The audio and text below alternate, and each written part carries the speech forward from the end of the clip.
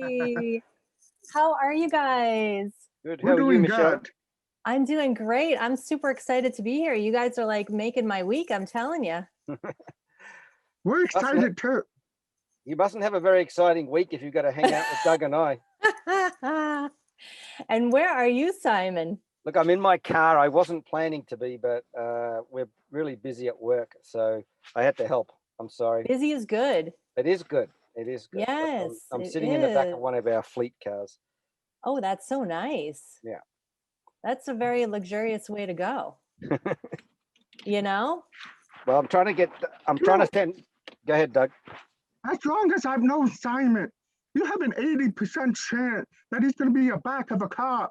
It's very rare that I get him in his home. He's always being transported in the vehicles that cost more than my house. So, way to go, Yeah. Simon.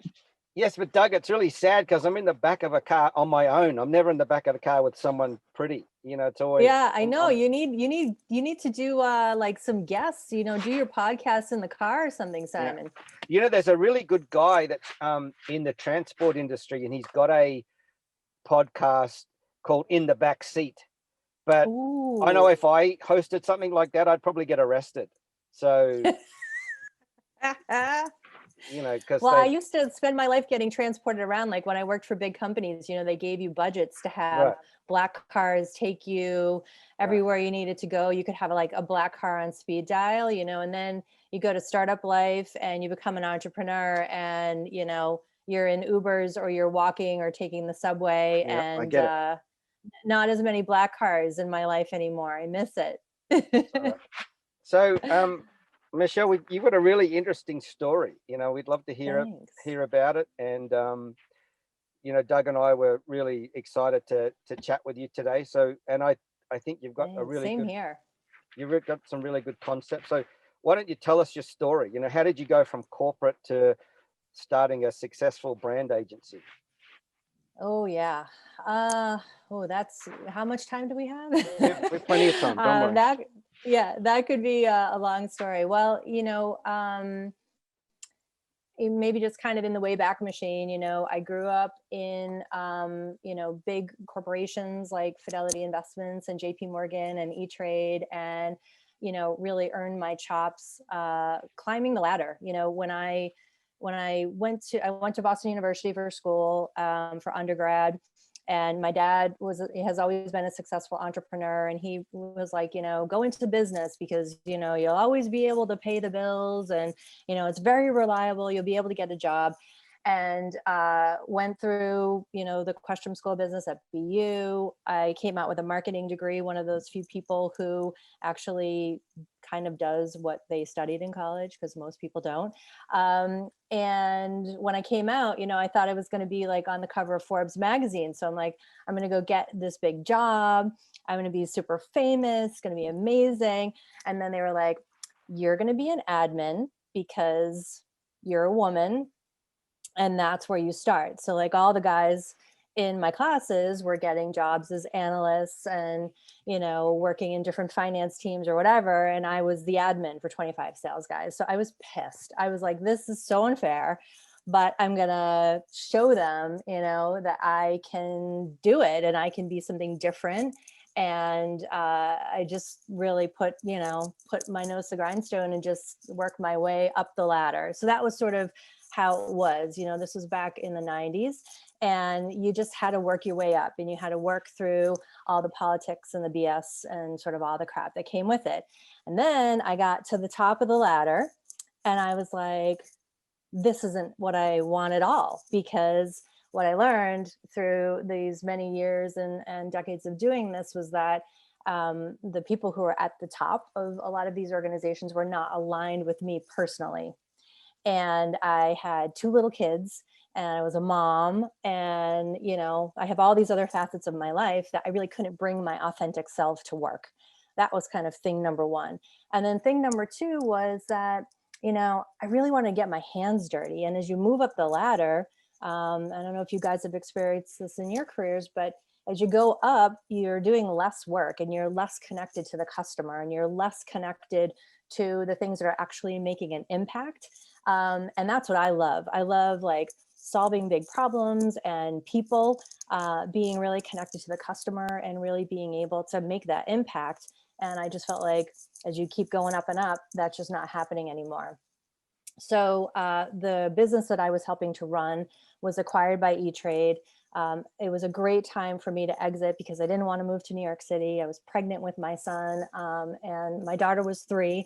So I said, maybe this is a time for me to choose different. So jumped off the ladder, did some consulting work, went to 2 startups. The first one was a dramatic failure. It was like everything you thought a startup should be, where you think that you're going to be this millionaire, and I'm going to be counting my Benjamins, and it's going to be amazing and life-changing. It was life-changing in that it taught me so much about what not to do. But we got hung up in the 2008 financial crisis, and the company ended up having to fold. I went on to another startup where we were acquired, and the company that bought us because of the brand that I had built. So I was the CMO for this company, and I started to really see brand differently. So I had grown up in these big companies where most of them had brand, and we were using brand as really a leverage point. But then in a startup, you're trying to find this competitive advantage, and you're trying to find the foothold in your market. And I really saw, okay, brand is kind of this misunderstood thing where people think brand is just logo and color palettes and all that kind of stuff. And the way I see brand is your unrivaled market leadership. That is the thing that makes you stand out and stand out differently than everyone else. So I went off. I said, I'm going to hang my shingle, and I'm really going to try to build a business. And, I can't tell you that I had this grandiose plan of what it was going to be. We started more as outsourced marketing services, but then I really realized my superpower is helping to really win with brand. I really love the strategy piece of connecting the business strategy to the brand strategy and really helping businesses find new ways to grow. So it was a much bigger value proposition. Sorry, Michelle, tell us about Yeah. the first brand customer you won. You'd gone out on your own, and I certainly, Doug and I certainly can empathize with you. Sure. We're out there hunting for work, Yep. and it's pitch. So tell us, what was the first real branding client that you won? So there were a number of small ones, but I'd say the most meaningful one was a large commercial construction company. So I didn't know anything about the construction business. My foothold was in financial services. And when I started Growth Street, I said, I really want to be industry agnostic because I love learning about new businesses, and I'm a quick start, and I love getting into different industries. So I got referred to the CEO of a $700 million commercial construction business. And I went in to meet with him, and he had a problem, but he didn't know exactly what the problem was. So the problem sounded like, we think we have a problem. I think I need a new logo. I think maybe we need to have a new brand, but I don't really know what to do. And I was like, okay, well, why do you think you need a new logo? And so as I started kind of backing up with him, what I realized is that he thought he might have some sort of customer problem. There was kind of a customer problem that started percolating as I was talking to him. And I said, well, the only way for me to tell you that you need a new logo is for me to go talk to the customers. And I feel very honored that he trusted my process, which was we always start with the voice of the customer, and that always unearths, these real kind of aha moments. And so I led him through, we have a framework we use called the brand-led framework. Was able to use that in articulating the problem, which was not necessarily a logo problem. What the problem really was a market perception problem. And that was manifesting itself in a whole bunch of different ways that needed to be fixed in order for him he wanted to get to $1 billion. So we got to close those gaps in order for us to go from 700 million to $1 billion. So that was, for me, like such, kind of a proud moment of being able to really help this company find a new lever, to pull in order to close that gap and achieve that $1 billion goal, which was really fun. Okay, good. Yeah. That's pretty fascinating because my neck of the woods is small to medium-sized company, and you're a little bit on the larger end. which is so fascinating because both of them almost seem to have the same problem, is that they don't know what the customer thinks of them, right? Yes. So they always assume it's a customer problem or it's a processing problem. Really, do they think about how they're being perceived by the Yes. market and what Yes. the customers say about them? And in the last 3 years, I have not once have ever received a brief. So a company hired me and my agency to come on. Typically, before that, they would give me a brief, and in that brief will be the branding strategy that they had that they want me to continue. Never. So, and Wow. it's astounding how much investment is in the logo without a strategy behind it. You know, That's right. and Yeah, so why do I you think think that is? Is it because they think that logo takes care of itself, or they're not trained to think of it that way, or is it a sales mindset? Could you maybe you could help us figure out why do I companies go so yeah. far without thinking about branding? I think it's all of those things, Doug. I think, it's something that we see all the time. And our sweet spots for clients are, we do have clients that are on kind of that, mid to large end, but then we're also helping, like we have a number of seed stage companies where they're looking to grow too. And like you said, I think you nailed it when you said like the problems are kind of the same. And so the thing that I see over and over again is that I think brand is just misunderstood. And we work with all these incredibly smart, talented people, right? And they know a lot about products and businesses. I think that for some reason brand has become, like you said, the logo and the color palette and the typography, and so they kind of see it as more brand. That's what I call branding. So branding is your visual identity. But what they haven't done oftentimes is that hard work, which is the brand strategy. And when you skip that piece, it's like building a house without a foundation, right? Your house is just eventually it's going to fall over. It may not fall over the first week or the first month, but eventually you're going to have to take the whole house down and start over. And so the reason I feel so compelled to be kind of really banging this drum about brand strategy is because I don't want businesses wasting money. Like, we don't have money to waste. We don't want to waste time and money. And I look at all of my clients, like, if it were my own money, what would I want to do?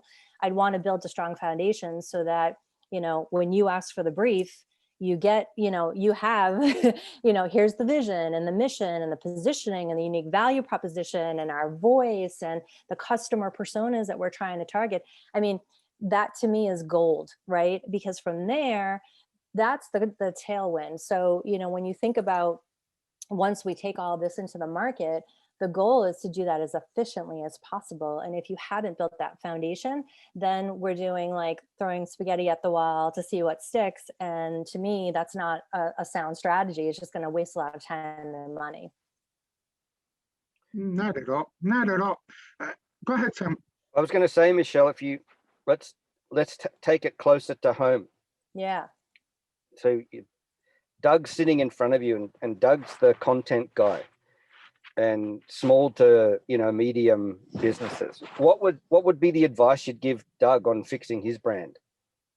All right, let's go. I'm going to go to, because you could be should he be the funny bald guy?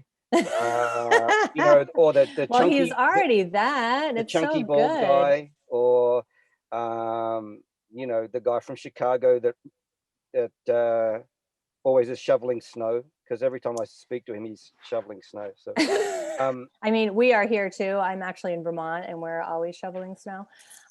So I totally get that.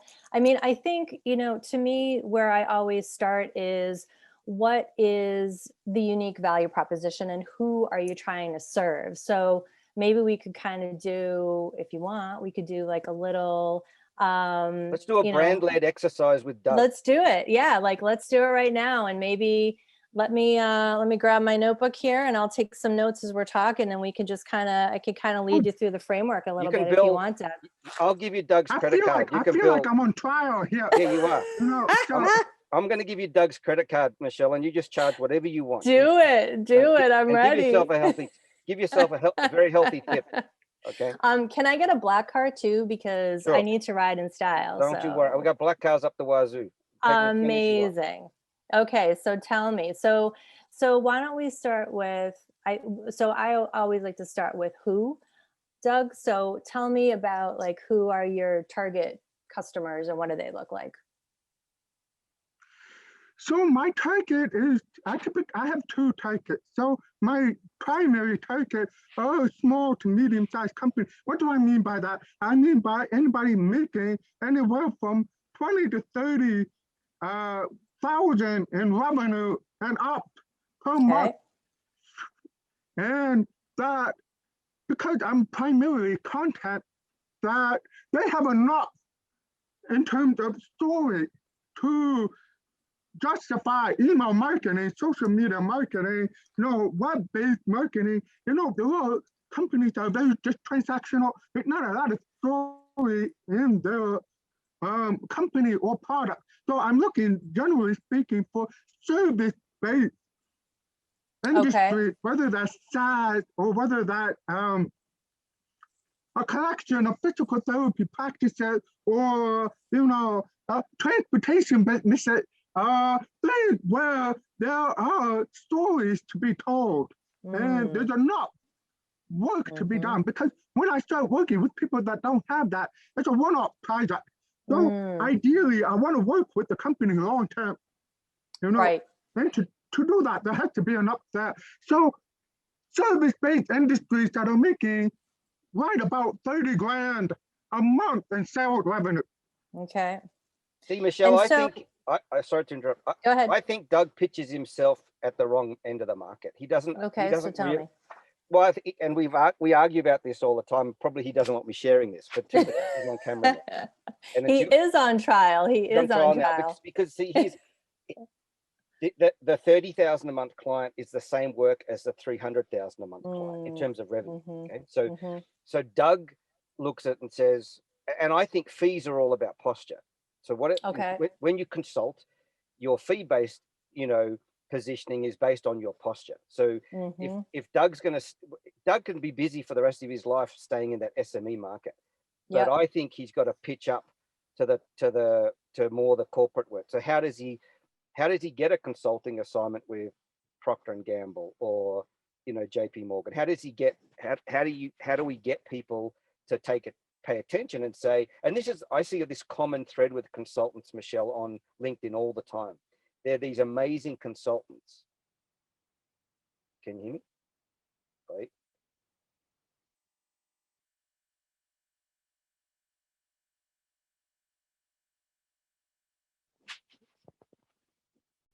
Okay. Minor technical problem. I fixed it. No worries. So what I was saying is that, Michelle, that's part of the blooper reel, Simon. We're going to put that in the blooper reel for sure. Well, there's never a shortage of blooper reels with you and I, Doug. That's for sure. Oh my God, I have them all the time. Yep, don't worry. What I was saying is that for the amount of work that Doug does for, let's call these small to medium enterprises.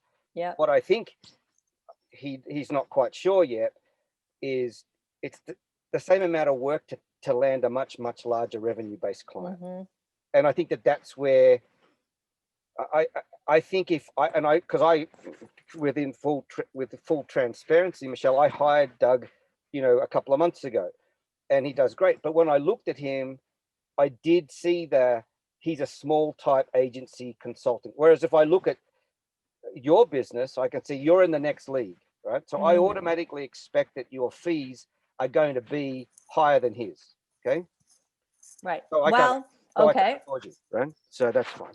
Well, you never know. Right. You never know. I mean, for us, you never know. You never know. And I will say that we have pillars, and so we look at like our brand strategy as the guiding force, and that's how we make our business decisions. So we have clients. I was saying, I don't know if we were recording when I was saying this, but Simon, we have clients that are on the seed stage end of the spectrum because I love them. One of our clients, like he is so near and dear to me.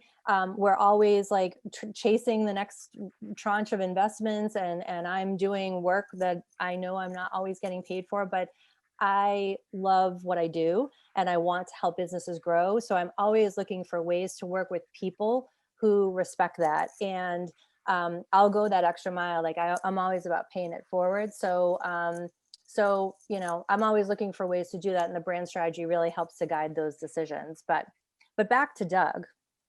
Doug's got a lot of problems. Let's fix it. Well, here's what I was saying. Here's what I think is that if we can define your bullseye, Doug. So the way that I look at the you know, your customer base is, if you think about a dartboard, right? A dartboard has this little red bullseye that's in the middle, and then it's got all the rungs, right? And hitting that little red bullseye when you're standing far back is really hard. But when you hit it, you get the most points. And so when I look at how we build target audience, I always want to get that red bullseye. Like, who is the customer that has the biggest problem, the biggest unmet need, the biggest desire? And is that where you can serve the best, and sort of the overlap of that, and where you can stand out from your competition is where you really get in that bullseye. And then you can, you know, you can bring it out rungs from there. But really getting tight on that. So I think if it could be small to medium-sized businesses for sure. It sounds like that's a sweet spot. But moving upstream, what I'd like to look at is, what is the common thread in terms of the problems that these clients are trying to solve? So like for you, Simon, like what problem were you trying to solve? Like, why did you hire Doug? So the problem I always try to solve is that they never have incoming revenue other than what their sales team puts out. Most of the companies I work for do not have a marketing budget. Zero. They set aside zero for their marketing. And yet they have 2 business development people, or they have 4 customer service agents, but nobody to handle marketing, right? And so what typically happens is when they onboard me, there's a sense of gratitude. Like, we need help. We don't know what we're doing. Right. In the past, when I've worked for upstream or higher end of the spectrum, I'm reporting to a CMO. Yeah. So I'm implementing their vision through my content expertise, and I never like to be in that position. Or I'm reporting to the sales director, which I think is the worst person to report to. I don't hate salespeople. Yes, I don't think salespeople know what they're talking about. That's Simon out. He hates them. He does. He does it to annoy me. So are you typically? I also am aware that my agency is not set up to go in and take over a marketing operation of a bigger organization. I'm more set up to handle small and help you scale to medium. That is my joy. It's when I take a business owner who's dumped his life savings, his mortgage, his house, his or she, they put everything into this business, and they're hitting a ceiling.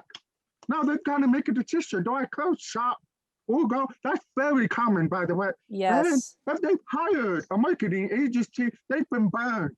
They've been burned so hard. I see that over and over too. 90% of my phone calls are about, oh, dude, I signed up 10 grand a month for this, and we got nothing out of it. Or I did 60 grand in 3 months. I got nothing out of it. So that's where I step in. That's where I see myself stepping in. Is okay, we're going to start small. It's going to be organic growth until we find the right messaging. And then from there, we're going to blow up. But my fee is going to blow up.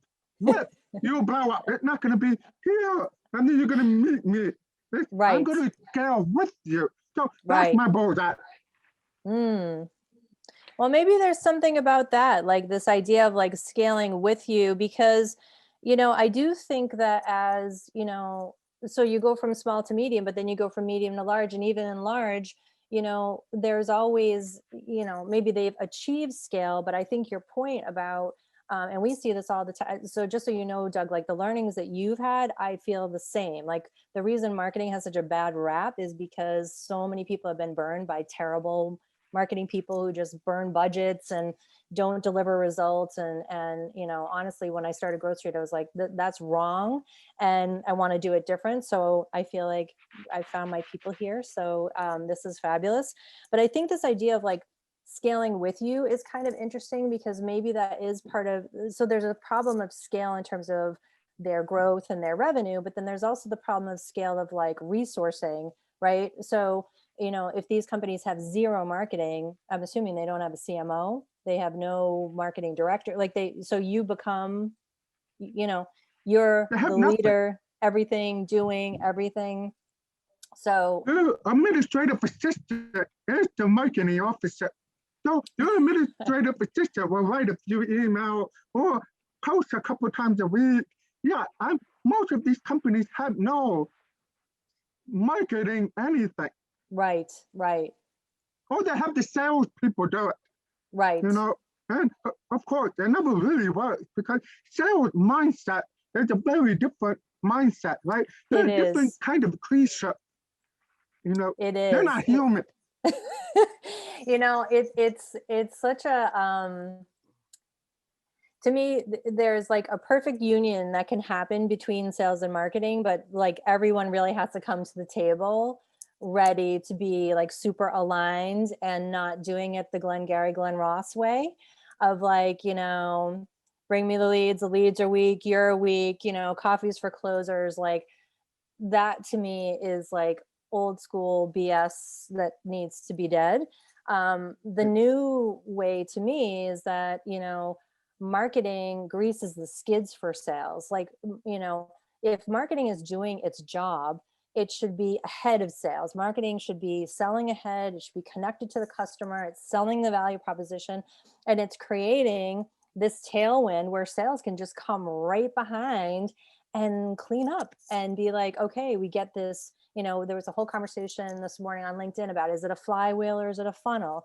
And it's like, right, it to me Exactly. is, you know, it's quality over quantity. Do you need 1,000 leads? You don't need 1,000 leads. You need, you know, if I had one quality lead that's going to convert, that's the holy grail. So I think there's more magic for sales and marketing when we can kind of flip the script a bit, and brand is leading, marketing is leading, and then we're working with sales to help make their job hopefully easier.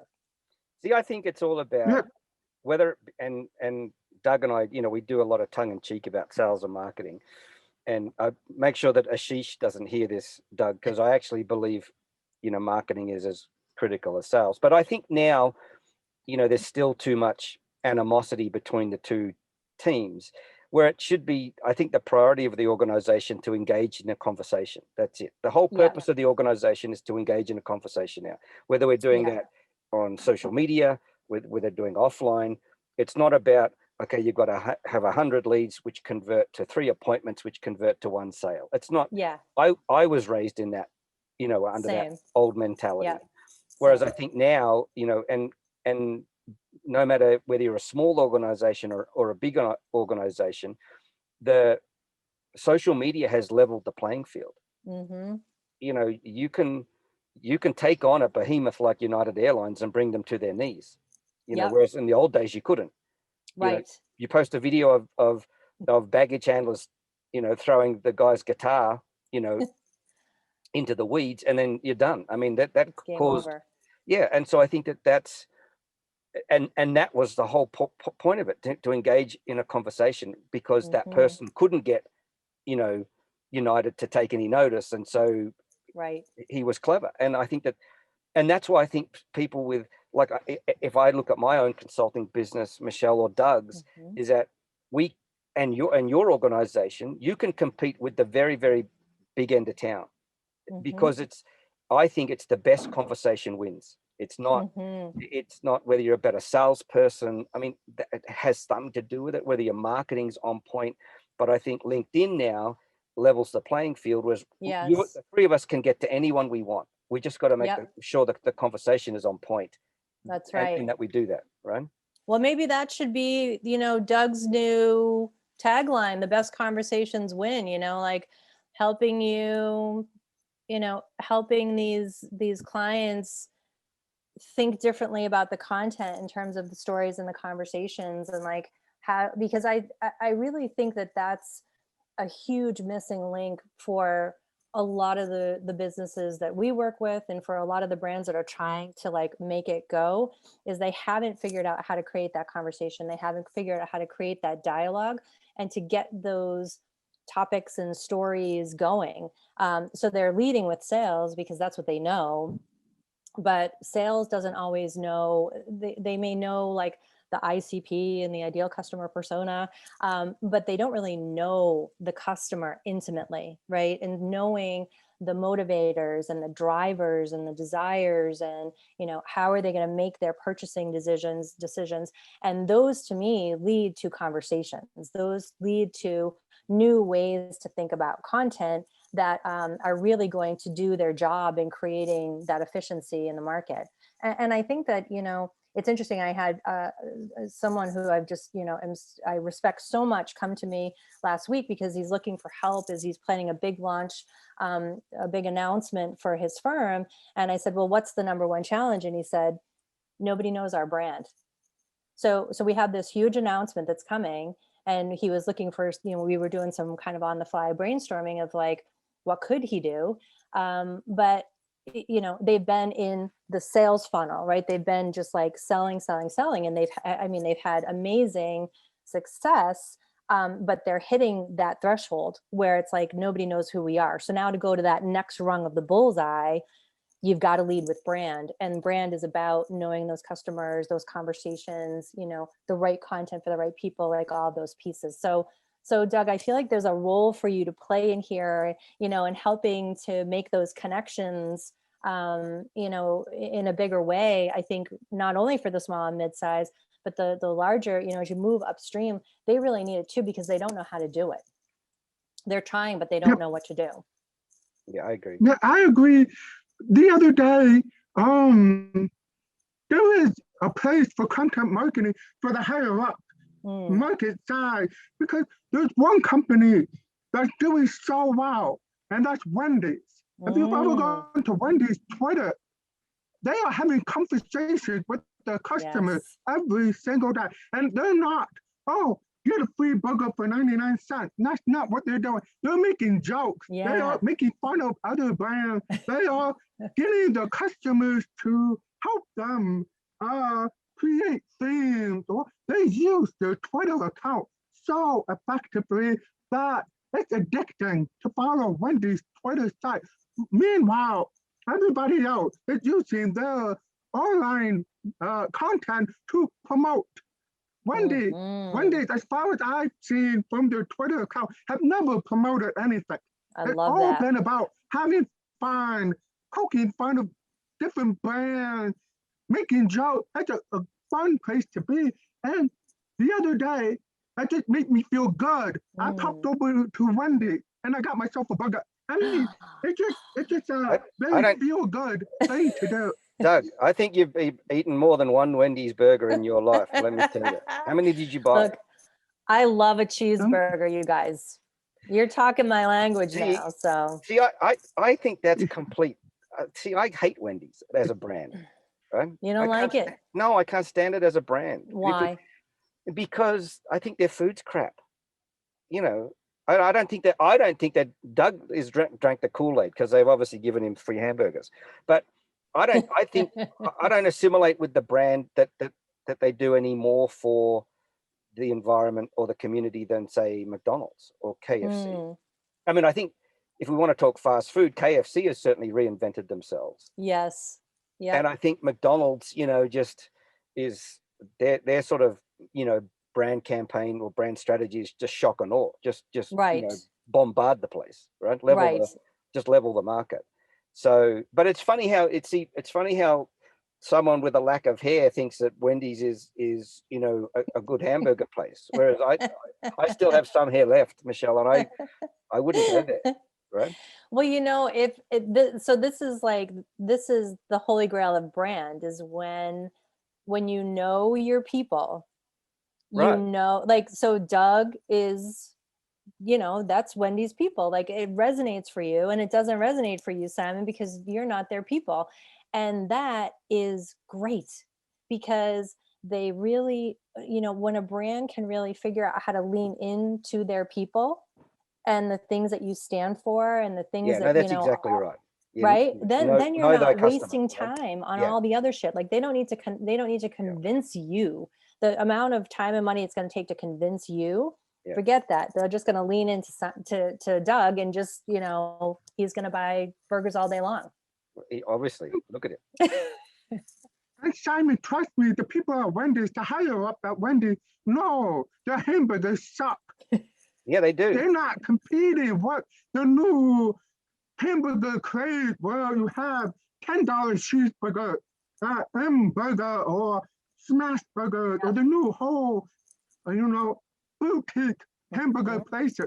They realize they can't compete with that on Yep. flavor, quality, produce, all of that. So what can I do to get people to forget that we're not a boutique hamburger place? We are Wendy. We've got the Wendy's logo, that's iconic. But Mhm. how can we attract Gen Z millennials Yep. into our restaurant because they can't afford $10 burger or No. $12 burger with a Coke and fries. No. They can only afford $9, $5. So they're aware of that. She's absolutely right. And they don't care about you, Simon. Unfortunately, they see your client avatar. They're like, we don't want that kind. Forget him. Forget him. Let's No, Well, go where with the cool so people. I I wouldn't want want to to go know where through their Simon would drive-through. buy his burgers. Like, where would you buy your burger? I mean, if I had to have a hamburger, I'd probably go to Burger King. I reckon they taste better. Burger King. Yeah, Oh, Okay. I reckon Burger King tastes better. Is it Or because the king speaks to you? no, it just I mean, I just think Wendy's was just crap. It was just crap quality. Yeah. Do they still use? Do they still? Well, because look, Doug eats it. I mean, you obviously have to wear a flannel shirt to go to Wendy's. And I got flannel shirts. I'll wear one to go there. But now I will say I did have one the other day, and this, we're talking about hamburgers. This is how bad life is now. I love it. I will say I had a Wendy's hamburger the other day in Georgetown, which is in Colorado, up on the way to the mountains, and it actually Okay. wasn't as bad as I thought. It was actually, Mm. but would I go out of my way? Do they still use the old guy, Dave? You know, the founder of Wendy's. Do they still use him in their advertising? No, No. they used to use I him all the think, time. yeah. Well, Dave. His name is Dave. Yeah, yeah. he's like 20. That was probably 20 years ago. I think he died. Didn't he Did he? die? And then they were Yeah. kind of leaning into Then you, the image Yeah. of the girl, and yeah, okay. yeah. But I think, you know, it's interesting because it's such a crowded market. I mean, if you think of like fast food, I mean, there's so many choices. So how do you decide? Like, it's either going to be price, quality, you know, maybe it's something about this fun factor of Okay, well, like, all right. Well, you've asked us now. What's your hamburger of choice? You're driving along the I'm interstate. a Where are you going? I'm a Five Guys girl. Oh my God! I mean, there's like three, five guys in the country. I know, but I love it. And I'm picky about burgers. Like if I'm gonna have a Five guys. burger, Okay. I'm, you know, like What about? McDonald's, Burger King, doesn't do it Okay, for me. here's another absolute branding. Does not. This is the biggest. I don't understand this. I'm completely Okay, perplexed. Are you ready? let's talk about it. I'm ready. Brace yourself. Ready. In and Out Burger. Please explain to me Oh, that nonsense.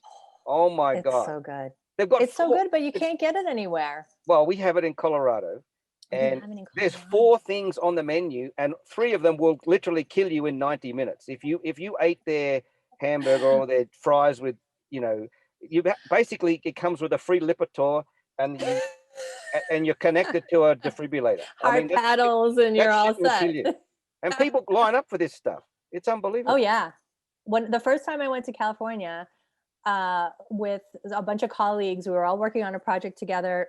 I was doing some consulting work for E-Trade, and I said, we have to go to In-N-Out Burger. Like my first request is that, because I love burgers and I need to know like what's the deal with the hype. And I thought it lived up to the hype. But you know, sometimes when No. like the hype is so big that you can't tell if it's the hype or if it's the quality or what it's all kind of tangled up in, but I loved it.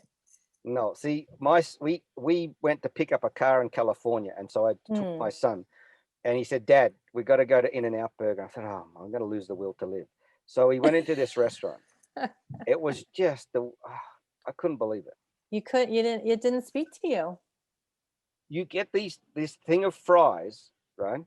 And they pour cheese over it and something else. I mean, it's literally a heart attack on a plate. Even Doug couldn't eat it. So good. The cheesy fries. Well, that's like Shake Shack. Like, do you guys have Shake Shack? I mean, that's a great, I love that. But that's, I mean, if I'm going to have a burger and fries, like just pile it on. Give me the shake. Oh my God. Give me I need the works, because just if I'm going out, I'm going to go out after having a cheeseburger. Like, that's the way to go. Might as well just do it. No. So, but it's funny because I think it goes back to what we were talking about before. It's know thy customer. Doug's, know thy customer. Doug's a particular way, we obviously know. Same with me, same with you. And I think that the role of marketing and the role of the brand is to identify with, your tribe. And I think that's the thing that's come out for me out of LinkedIn over the last year is all these tribes have formed. Look at all of these people have either flocked to tribes, and that's why I think Clubhouse is doing such a great job, because you can just go hang out with the people that want to talk about the same shit that you want to talk about. Yeah. And if you look at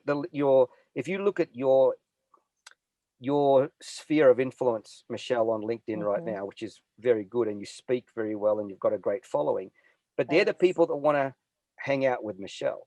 Not everyone will get your, okay, I don't want to talk about brand. I don't really get it. Brand is a logo to me. Whereas Doug and I absolutely get it and say, yeah, now this is someone that we have to, chat with. And I think that's what's been fascinating, watching the LinkedIn community, react.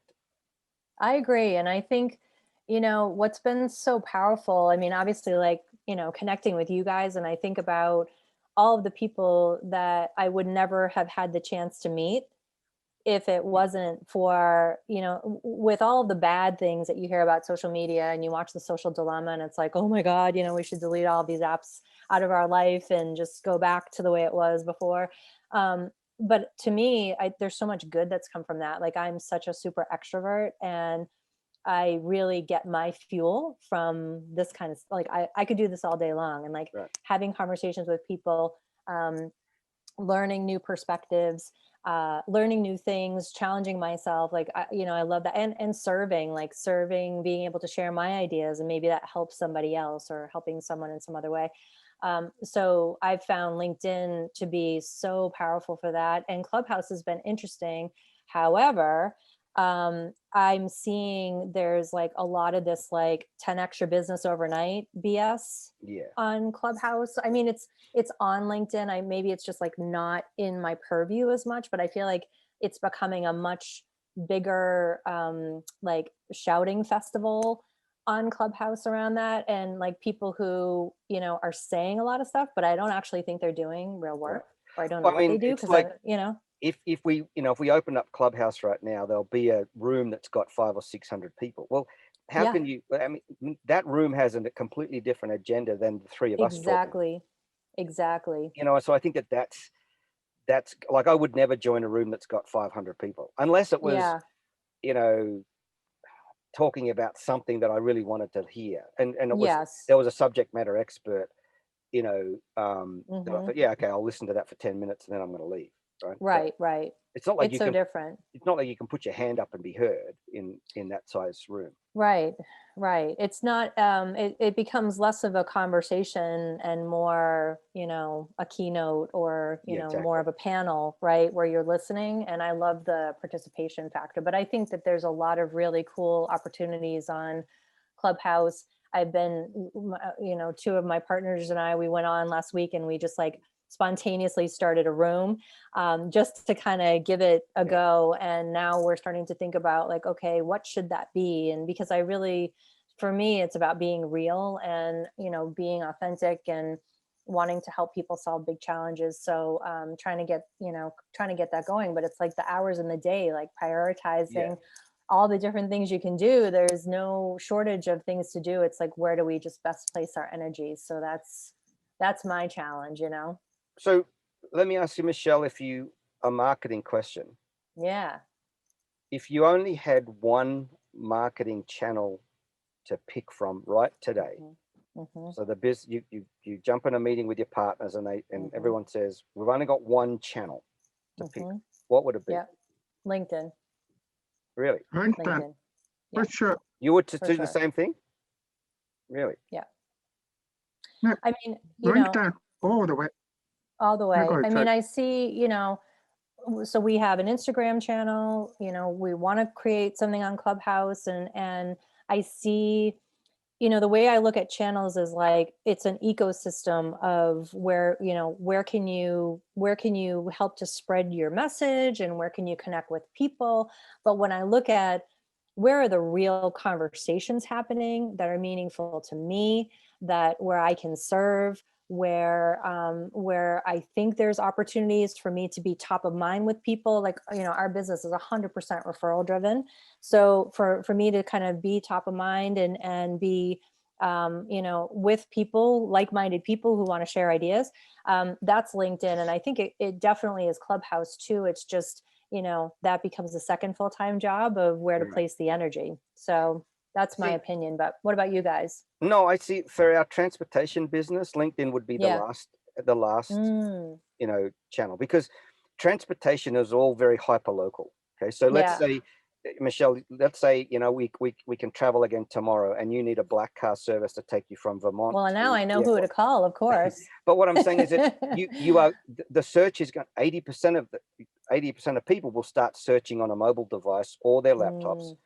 And you are going to look at local providers. You are not going to look at a global or a nationwide provider unless your company has chosen your transportation. I see. Yep, makes sense. And so me having, I never looked at LinkedIn as a marketing channel for transportation, but I definitely see it for, but see, Facebook is, sadly, and I was going to say, it must be Facebook for you, right? Facebook local.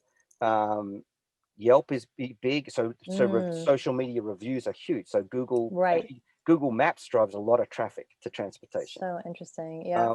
But now maybe I'm wrong. I mean, I see a lot of our competitors, the much bigger players than us, that, you know, use LinkedIn. But I think that the branding exercise they're doing is just simply putting up a postcard and saying, "Here's our URL, here's our phone number." Well, I think. Yeah. And I think the reason that I hired Doug was I didn't want to be known as the car guy anymore. Right. Even though I've got, you know. The car guy, yes. Even though I am the car guy. But I didn't. Right. And so my transition from in the last 12 months was, you know, I need to let go of our transportation business and let the team run it. And then I need to go and do the stuff that I want to do, whether it be consulting or, you know, speaking publicly. And I think that's, you know, that's where I saw the challenge of it.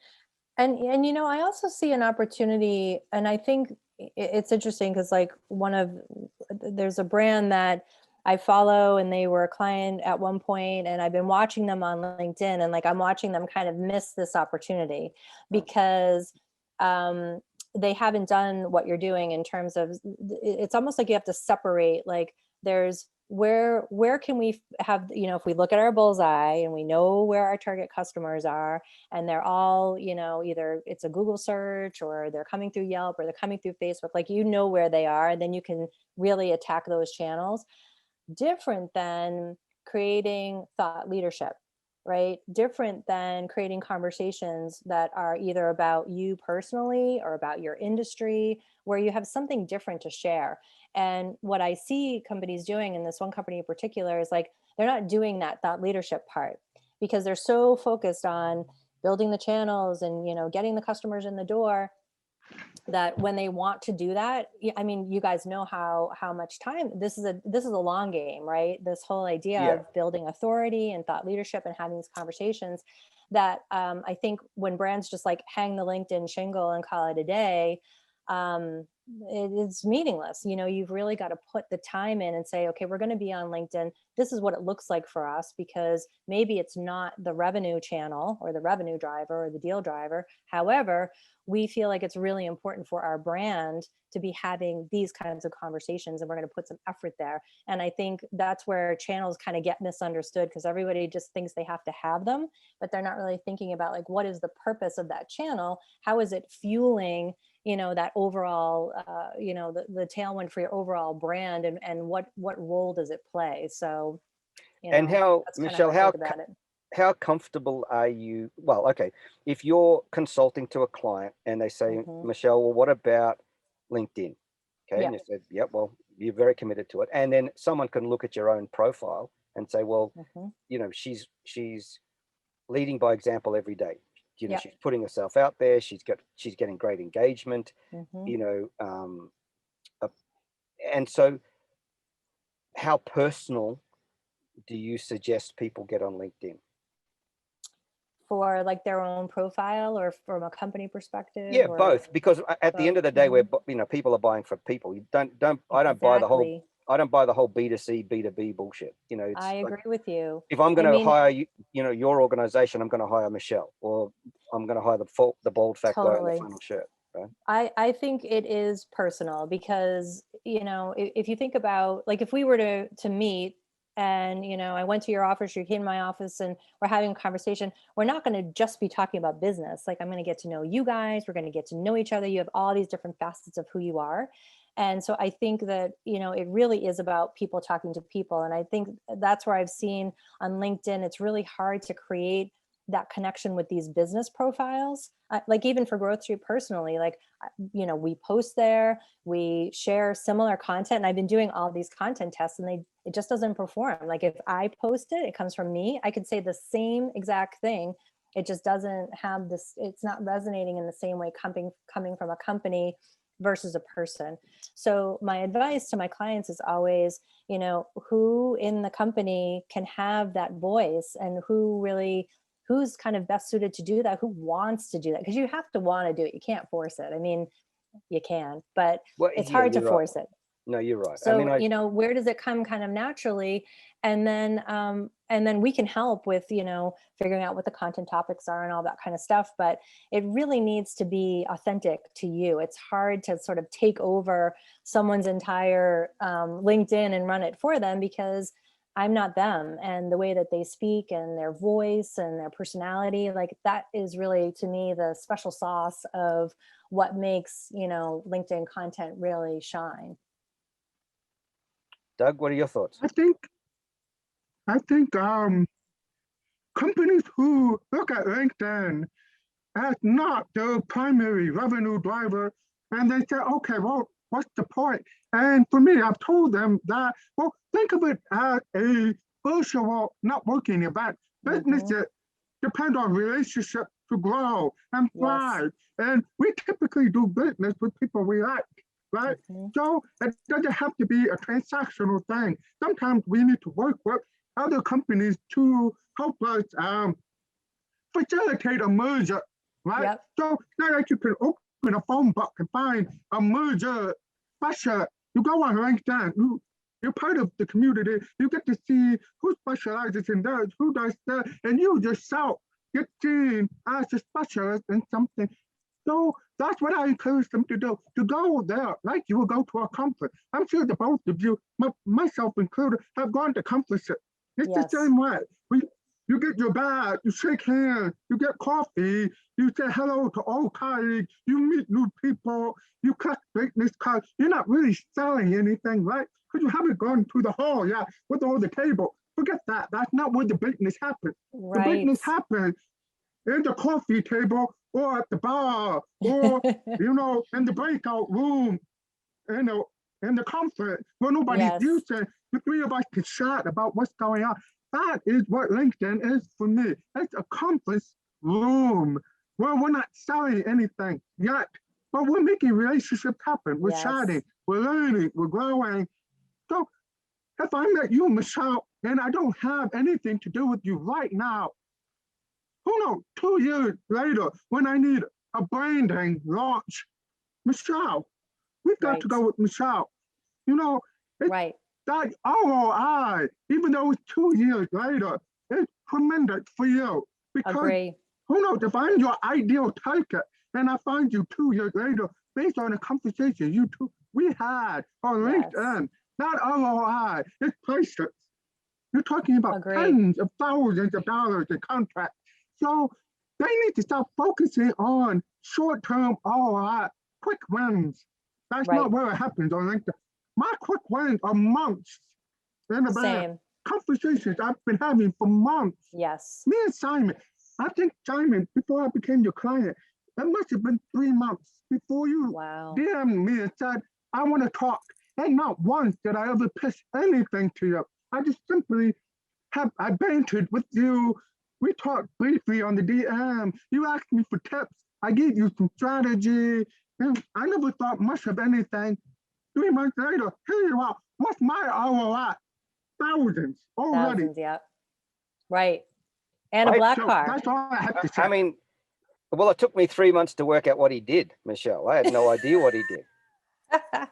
We got to work on that. Yeah, I had no idea.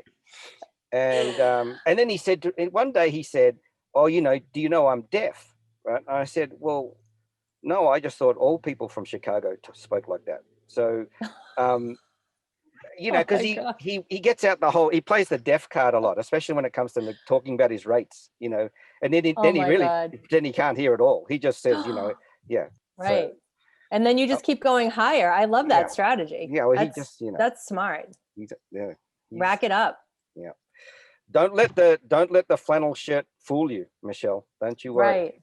Yeah, he's Well, I think, it's an interesting thing that, is making me think about what happens on LinkedIn often. So we're all producing content and we're starting conversations, but when I met you, Doug, or you, Simon, or all these other people, you don't always know what the person does. Like, you can kind of ascertain, give or take, kind of what it is sometimes through their content, but you don't always know. Like, if you're just kind of like picking up the thread, like, I may not know exactly what you guys do. And so it is this kind of like where, where you'd meet at a conference and it's like, hi, I'm Michelle and I do this and you do that, and we're just kind of like hitting it so hard.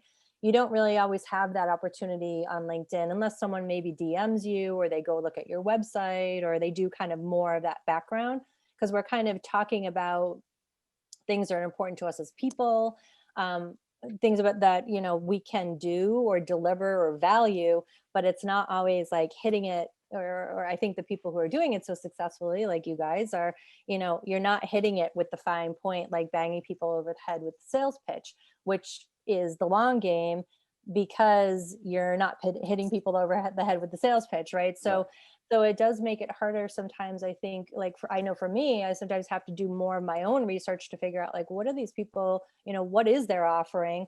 Because you don't always know, some people are really in a swim lane and then other people are talking about lots of different types of content. And it just, it's more like, that ecosystem that's sort of being created around people who are talking about lots of different, topics or conversations. But it's not always that fine point. But I guess that really is the point of LinkedIn in some ways, is like getting to know people. well, I think you're absolutely right. I think LinkedIn, for me, it's more about judge the person's character first, then look at the commercial angle. Yeah. So yeah. if you look at it, and I think the last 12 months has been, it's been a shitty time to be a human, as I remember John Oliver saying, because we're not all in this together. We're in it at the same time. A lot of people have gone through the last year much more easily than others. Yeah. But I think LinkedIn, to me, has changed to a much more sense of community, as opposed to this hardcore business networking, got to get a job, and so people are like, I'm far more interested to see what Michelle stands for, as opposed to, Growth Street right now. Exactly. That will plant in my head. And as Doug said, in 2 years' time, and I'll make no bones about it, I've already referred 2 clients to Doug. His cost of acquisition was nothing, but because he's already earned the credibility with me, I jump on the phone. and or I'm talking to people and I say, oh, you need to talk to Doug, and Right. that's it. And so or you need to That's talk to it. Michelle, and there's no talk about price or of No. anything like that. It's just yeah, I trust. And as you said, you're 100% by referral. Well, then Yes. this is how you get them. This is it.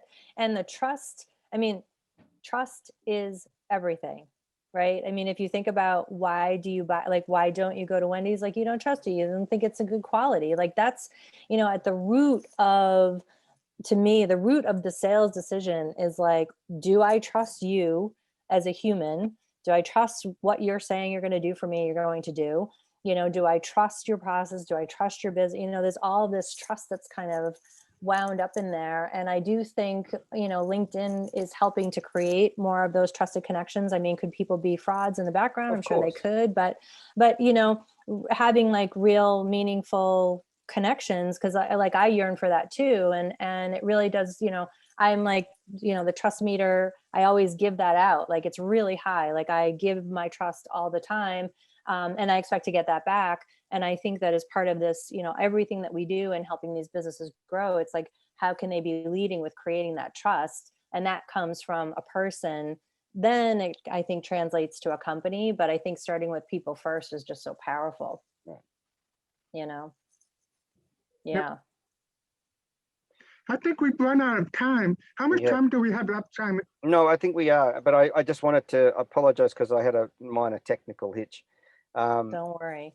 It but happens. We'll put it all together and we'll find some bloopers to promote. I love it. Michelle, what we'll do is we just upload this as a raw file to Google Drive, and then you can cut it up whatever way you want. Doug and I we'll do some editing today on it, and then we'll post it probably tomorrow.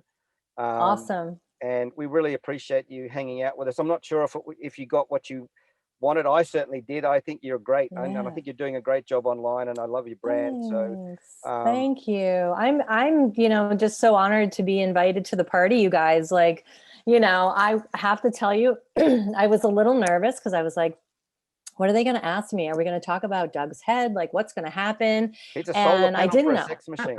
It's a solar panel for a sex machine. Ask him to point it down. You'll see.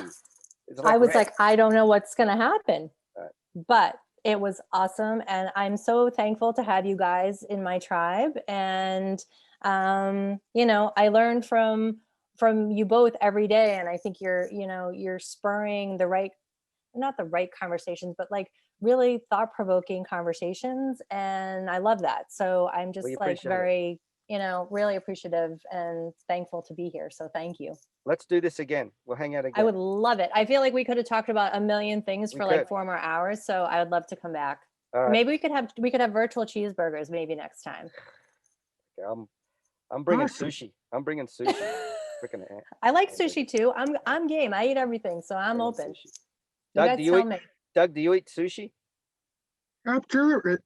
You eat it. What am I talking about? You eat anything. I'm a redneck, Simon. I may look like a lumberjack, but I eat sushi. He eats anything. Lumberjacks eat sushi too. He eats everything. Look at him. He doesn't. Come on. And I'll make one last, offer. If you want some help, like totally, happy to give you my time, Doug. Like if you want me to try to, if you want to book an office hours and we can just work on the finer point of, how you stick that message. Like I would be, happy to give you my 2 cents and you can take it for what it's worth. So happy to help. I appreciate that. Thank you so much. Okay. Right. We'll talk to you soon. Okay. Thanks, everybody. Bye.